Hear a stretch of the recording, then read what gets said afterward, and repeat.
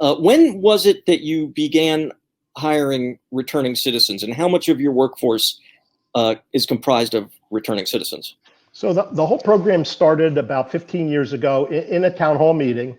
And they had their list of stuff. They were ready for me. And a customer very articulately explained the problem of mass incarceration, how many people have been incarcerated. And she said to me, if you think about it from a business perspective, you may not be able to continue to serve us if you don't show the world how to fix this problem, because we're never going to get jobs like other neighborhoods that don't have this problem. And you're the kind of person we think you could solve this problem.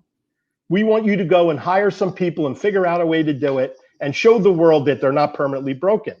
And we had a little reservations at the very beginning of it, but we went and hired 6 returning citizens. That was our experiment, and that was in the Parkside store. So this is dating back about 14 years. And what we were very open-minded about it. We didn't prejudge it because we didn't know what we were getting into. And what we learned is some of them, especially the ones that were in the drug trade, had business skills. They called everything different names, but they understood shrinkage, customer service. They understood managing people, inventory management. They all called them different names, but the same ideas. And we were able to take that and develop them into managers. And some of them are even store managers today.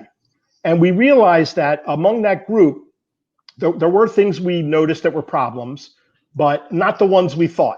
It was not a problem with theft or violence or anything like that. Sometimes they didn't know how to talk to people of the opposite sex, and we could teach them that in a business place, this is how you do it.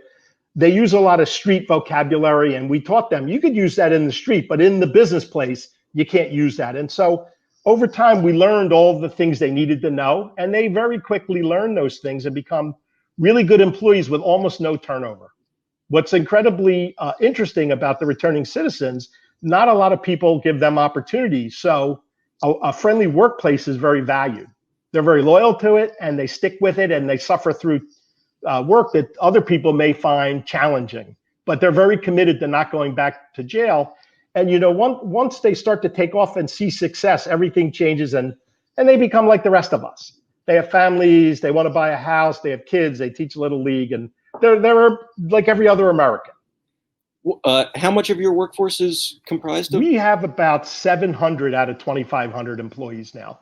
That's wonderful. And tons in management today.